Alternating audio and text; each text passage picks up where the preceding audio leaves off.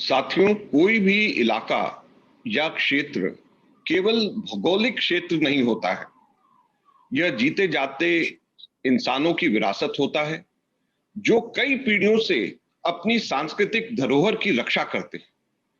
और किसी भी सरकार को, किसी भी व्यक्ति को कोई अधिकार, कोई हक नहीं है कि ये सांस्कृतिक धरोहर वहां पे रहने वाले कई पीढ़ियों से संजो करके रहने वाले लोगों से उसको छीना जाए। मैं बात करना चाह रहा हूं सुदूर लक्षद्वीप की।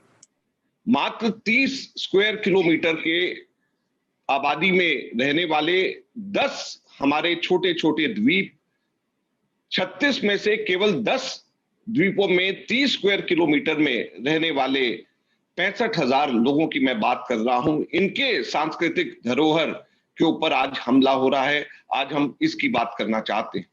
बेशक हमारे इतनी बड़े देश के अंदर भौगोलिक तौर के ऊपर और पॉपुलेशन के तौर के ऊपर भी, इतने बड़े देश के अंदर मात्र 65,000, मात्र 30 स्क्वायर किलोमीटर आपको बहुत छोटा लगेगा, लेकिन यह संप्रभुता के हिसाब से, हमारे देश की सामरिक क्षेत्र के हिसाब से, स्ट्रैटेजी के हिसाब से ये बहुत महत्वपूर्ण क्षेत्र है जिसकी आज मैं बात आप लोगों के बीच में कर रहा हूं।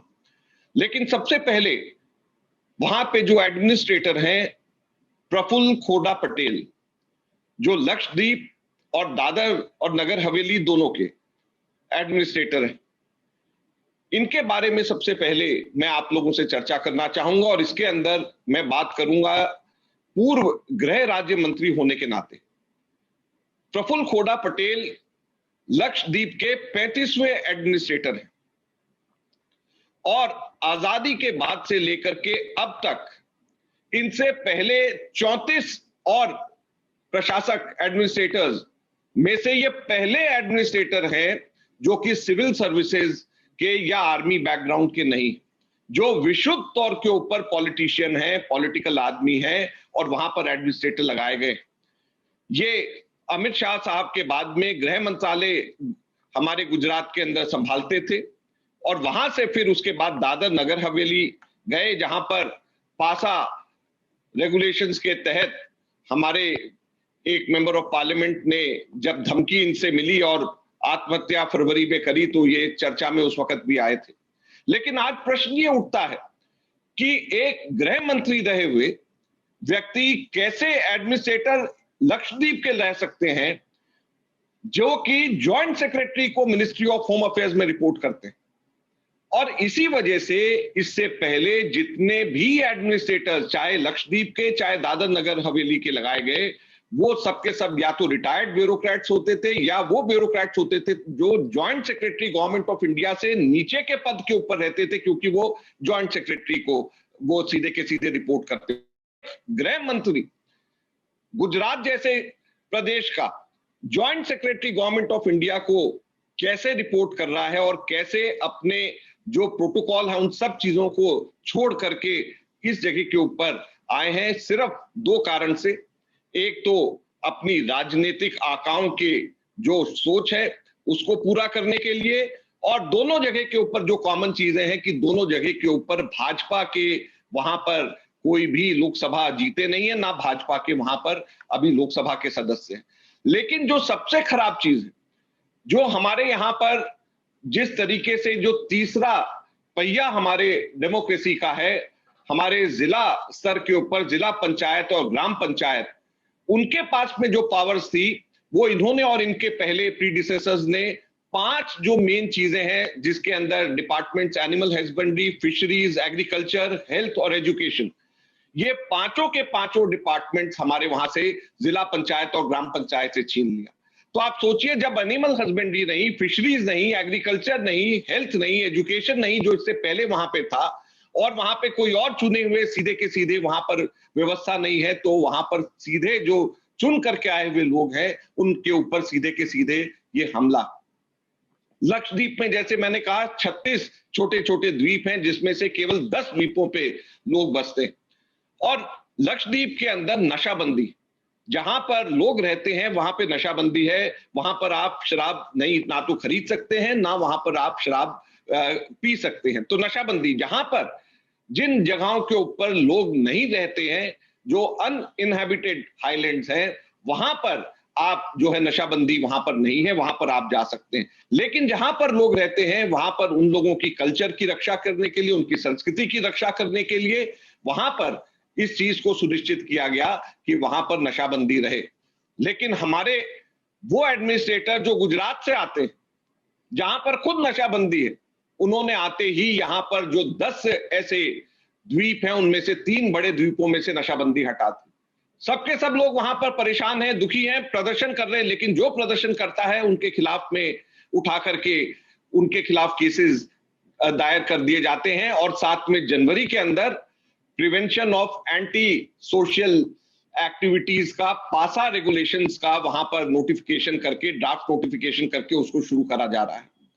अब हैरानी की बात यह है कि वहां पर कोई क्राइम नहीं है। अभी मैंने अभी प्रेस कॉन्फ्रेंस से पहले एनसीआरबी का मैंने लेटेस्ट डेटा मैंने निकाला। हिंदुस्तान में सबसे कम अगर क्राइम रेट कहीं पे है तो लक्षद्वीप में, ऑलमोस्ट जीरो, नेग्लिजिबल। 2015 का मैंने पता किया, वहां पर पूरे साल में मात्र 17 कंप्लेंट सिर्फ हुई हैं। आप सोचिए कि एक ऐसी जगह जहां पे इतने शांति प्रिय लोग रहते हैं, जहां पर कोई क्राइम रेट नहीं है, एनसीआरबी की खुद की फिगर्स ऑलमोस्ट जीरो कहती है, वहां पर इन्होंने जनवरी 2021 के अंदर prevention of anti social activities का ड्राफ्ट रेगुलेशन करके उसको फाइनल स्टेजेस के ऊपर उसको लेकर के आ रहे हैं। वो गुंडा एक्ट वहां पर लागू कर रहे हैं। तो क्यों कर रहे हैं? जहां पर कोई किसी भी प्रकार की कोई क्राइम एक्टिविटी नहीं है, वहां पर आप क्यों कर रहे हैं? केवल इस वजह से कि वहां पर अपने राजनीतिक मकसदों को वहां पर साधा जा सके, सिर्फ इस वजह से।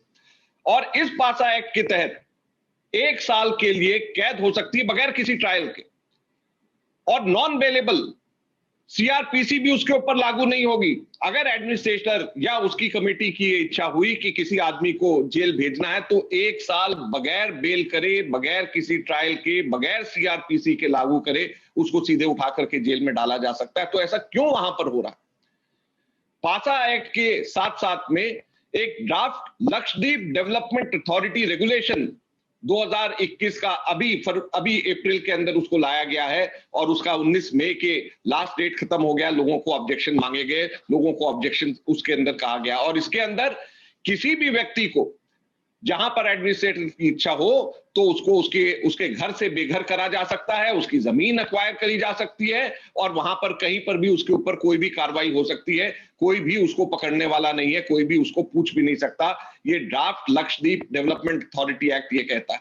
और जैसे मैंने कहा, ये मात्र 30 स्क्वायर किलोमीटर एरिया, और 30 स्क्वायर किलोमीटर के लिए 186 पेजेस का ये draft Lakshadweep development authority regulation बनाया गया है, जिसकी कोई वहां पर जरूरत नहीं है। लोग वहां पर इसके खिलाफ प्रदर्शन कर रहे हैं, और उनको जबरदस्ती पे उठा करके उन सब लोगों के खिलाफ में केसेस दायर करे जा रहे हैं, और ऊपर से पासा एक्ट का और धमकी सब लोगों की दी जा रही है। यही नहीं, वहां पर पूरी कोशिश है कि लोगों की किसी भी प्रकार से उन लोगों की सांस्कृतिक धरोहर को बदला जाए, लोगों के सोच को बदला जाए। ये पूरी तरीके से उनकी एक कोशिश है।